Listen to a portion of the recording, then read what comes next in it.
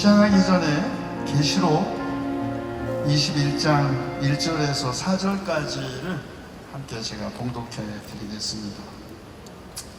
나는 새 하늘과 새 땅을 보았습니다. 이전의 하늘과 이전의 땅이 사라지고 바다도 없어졌습니다. 나는 또 거룩한 도성 새 예루살렘이 남편을 위하여 단장한 신부와 같이 차리고 하나님께로부터 하늘에서 내려오는 것을 보았습니다. 그때 나는 보좌에서 큰 음성이 울려 나오는 것을 들었습니다. 보아라, 하나님의 집이 사람들 가운데 있다. 하나님이 그들과 함께 계실 것이요 그들은 하나님의 백성이 될 것이다. 하나님이 친히 그들과 함께 계시고 그들의 눈에서 모든 눈물을 닦아줄 것이니 다시는 죽음이 없고 슬픔도 울부짖음도 고통도 없을 것이다. 이전 것이 다 사라져 버렸기 때문이다. 요한계시록은 인류의 역사상 가장 난해하고 가장 위험한 책입니다. 아포칼립테인, 즉 덮여있는 것을 제거하고 비밀을 폭로하는 것, 숨겨진 혹은 감추어진 것들을 드러내는 이야기, 인류의 미래에 대한 수많은 상징들과 비유들이 포함된 책이기 때문입니다. 그러나 요한계시록은 그 우의적인 아름다움과 환상의 힘 때문에 윌리엄 블레이크, 빅토르 위고, 그리고 얼마 전 세상을 떠난 장미의 이름이라는 작품으로 이름을 떨친 움베르토 에코에 이르기까지 수많은 시인들과 소설가들의 상상력을 풍요롭게 했습니다. 요한계시록은 역사상 가장 위험한 책이었습니다. 그리고 지금도 그렇습니다. 제도적 종교와 기독교의 체제와 현상 유지를 혁명적으로 전복시키고 심판하려고 했던 수많은 소종파들의 이데올로기 혹은 유사 사이비 종말론자들의 이념으로 기능했기 때문입니다. 그러나 요한계시록은 더 이상 폭력적이지도 않고 모든 피조물이 평등하고 정의롭고 평화롭게 사는 새 하늘과 새 땅을 꿈꾸었던 사회혁명을 추동한 책입니다. 새 하늘과 새 땅, 어떤 땅입니까? 더 이상 착한 사람들이 억울하게 고통을 받고 죽임을 당하지 않는 세상, 권력자들이 심판받고 영원한 지옥에 떨어지는 날이 오기를 기다리는 사람들에게 희망을 준 책이었습니다. 우리가 다 아는 것처럼 요한계시록은 주 95년에서 100년경 소아시아 지역에서 로마 제국에 의해서 고난받는 기독교인들에게 희망을 주고 그들을 위로하기 위하여 기록된 책입니다. 도미티안 황제의 신격화와 숭배 강요, 이를 거부하는 기독교인들에 대한 폭력적 위협, 빈부의 양극화, 모든 것이 시장으로 통하는 세상, 물질적 풍요에서 오는 안락함의 위험이 요한계시록의 저자가 직면한 현실이었습니다. 요한계시록은 바로 이런 현실, 거대한 로마 제국의 폭력적 억압과 암울한 현실에 대한 심판과 체제의 파국적인 전복, 그리고 이루어지는 새하늘과 새 땅에 대한 약속을 상징 언어로 표현한 것이죠. 그런데 우리는 요한계시록과 같은 종교적이고 묵신문학적인 미래 전망서만 가지고 있는 것은 아닙니다. 지금 인류의 미래를 전망하는 수많은 예언서들이 쏟아져 나오고 있습니다. 21세기의 묵시문학, 그들의 저자들은 종교인들도 신학자들도 아닙니다.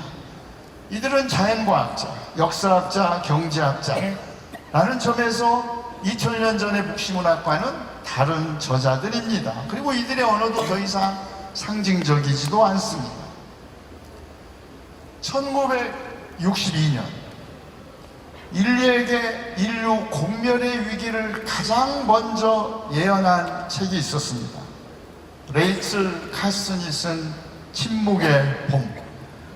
인류가 기술과학의 발전의 첫날을 자랑했던 화학이 어떻게 인류를 공멸시킬지를 경고한 책입니다. 여러분, 우리가 한국을 떠나기 전에 우리 한국 최고의 이슈가 뭐였습니까? 이른바 가습기 살균제 때문에 한평생을 목에 구멍을 뚫고 거친 숨을 몰아쉬어야 하는 어린이들과 목숨을 잃은 수백 명, 그리고 이제는 더 이상 중국발 황사 때문이 아니라 미세먼지 때문에 대한민국이 짙은 회색의 하늘 밑에 깔려있는 것 기억하시죠? 2016년 얼마 전에 우리말로도 번역이 돼서 베스트셀러가 된 책 한 권, 이른바 이스라엘 대학의 예루살렘 대학의 사회학자 유발 하라리가 쓴 사피엔스, 호모 사피엔스라는 책을 기억하실 것입니다. 순진한 낙관으로 끝나는 미래 전망서부터 인류의 멸망에 이르는, 그래서 마침내 인간이 새로운 세계 체제와 인간의 윤리적인 거듭남이 있지 않고서는 인류가 공멸할 것이라는 비관적 전망에 이르기까지 수많은 미래 전망서들의 공통점이 있다면 확실한 것은 아무것도 없다는 것 외에는 확실한 것이 없다는 이른바 불확실성의 시대에 우리가 살고 있다는 것입니다. 그리고 이 종말은 유감스럽게도 현실이 되고 있습니다.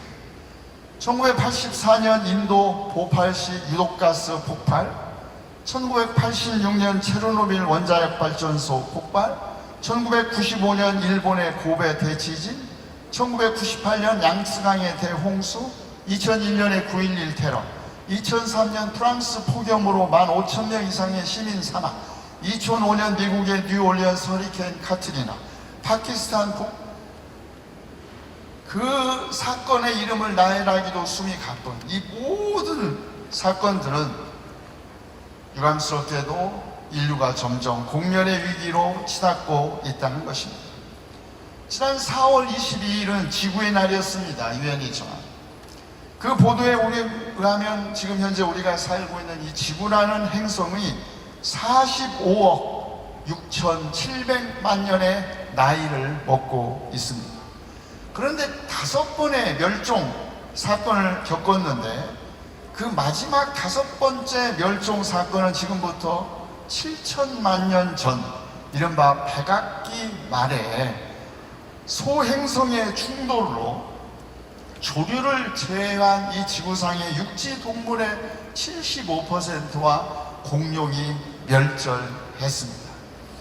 6번째 대멸종, 곧바로 우리에게 다가올 텐데, 과학자들은 인류가 이제 6번째 멸종, 이 지구가 멸망하게 될 가장 명백한 이유, 기후변화라고 합니다. 이 기후변화 때문에 지구가 6번째 멸망, 이 지구상에 살고 있는 생명체의 멸종이 가까이 올 것이라는 것입니다. 우리가 굳이 미래의 전망서들이나 혹은 정부 간 기후변화 협의체의 보고, 미래의 충격 보고서 등을 보지 않아도 우리는 온 몸으로 다 느끼고 알고 있습니다.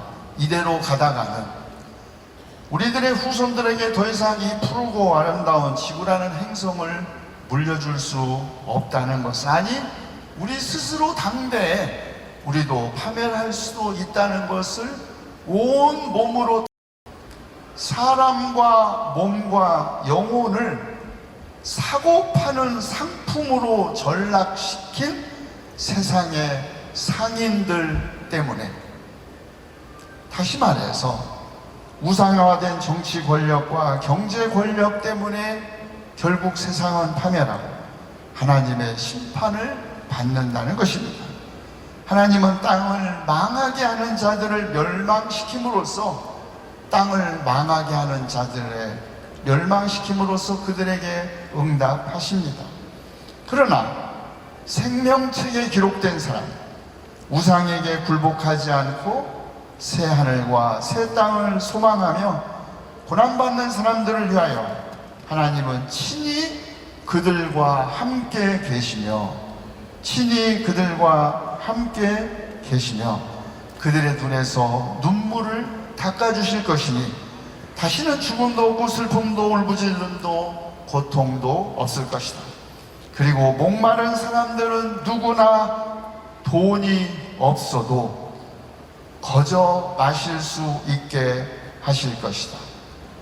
이는 요한계시록 저자가 구약의 이사야의 예언을 사용한 말씀입니다. 너희 목마른 사람들아 어서 물로 나오라. 돈이 없는 사람도 오너라. 너희는 와서 사서 먹되 돈도 내지 말고 값도 지불하지 말고 포도주와 젖을 사거라. 모든 것이 상품이 된 세상, 인격도 상품이 된 세상, 신앙도 상품이 된 세상, 선교도 상품이 된 세상, 돈이 없으면 아무것도 할 수 없는 이런 세상 대신에 돈 없어도, 사용가치가 없어도 누구나 다 무엇이든지 사 먹을 수 있는 세상, 이런 세상 예언자 이사야, 요한의 계시록 저자 요한이 꿈꾸었던 세상 아닙니까? 구원은 돈으로 살 수 없다죠. 하나님께서 우리를 자녀로 삼으시고 친히 우리와 함께 계시는 것이 바로 구원입니다. 구원은 심판과 마찬가지로 우리의 죽음 이후로 유예되는 것이 아닙니다. 구원은 미래적이면서도 동시에 현재적입니다.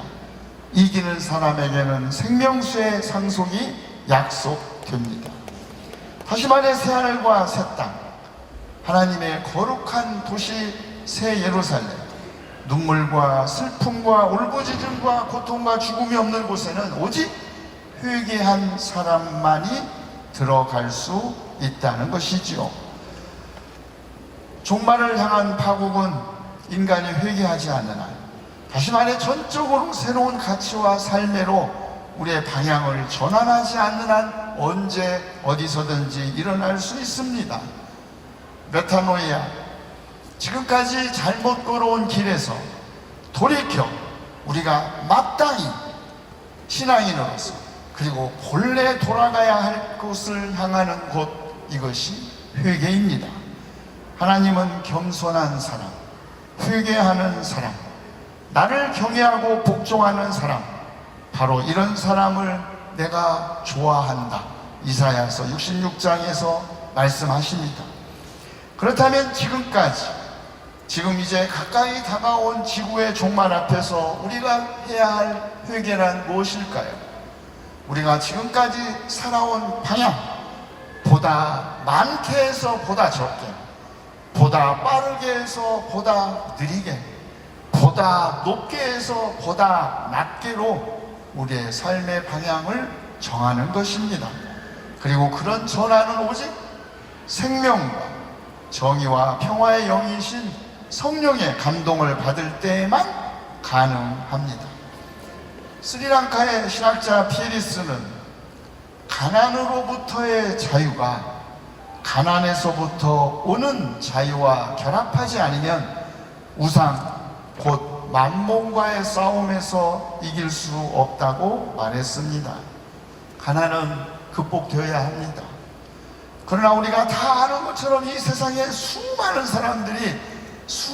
사람들이 굶어 죽어가는 것, 그 이유는 이 지구가 더 이상 식량을 생산하지 못하기 때문이 아니라 이 지구가 충분한 식량을 제공하지 못하기 때문이 아니라는 것 누구나 다 알고 있는 사실입니다. 그러나 만몬의 지배로부터 벗어나는 길, 그건 우리가 만몬을 가지고 있을 때가 아니라 가난에서부터 오는 자유를 행복하게 누릴 때입니다. 숭배자가 없는 우상은 힘을 잃게 됩니다. 사람들의 살과 시간과 피를 먹고 살면서 생명을 파괴하는 우상, 만몬으로부터 생명을 더욱 풍성하게 하는 생명의 영이신 하나님에게로 우리가 회개할 때에 하나님은 우리에게 새 하늘과 새 땅을 허락하실 것입니다. 아멘. 주 예수여 오시옵소서. 기도합시다. 보아라, 내가 모든 것을 새롭게 한다고 말씀하신 주님, 저희가 오늘 회개하오니 죄와 탐욕 때문에 파멸을 향해 가고 있는 이 지구를 불쌍히 여기시어 저희를 새 하늘과 새 땅으로 인도하시옵소서. 주님께서 창조하시고 보기에 좋다고 기뻐하셨던 이 지구를 더 아름답고 푸른 행성으로 보존하여 우리의 후손들에게 전할 수 있도록 저희에게 자비를 베풀어 주시옵소서.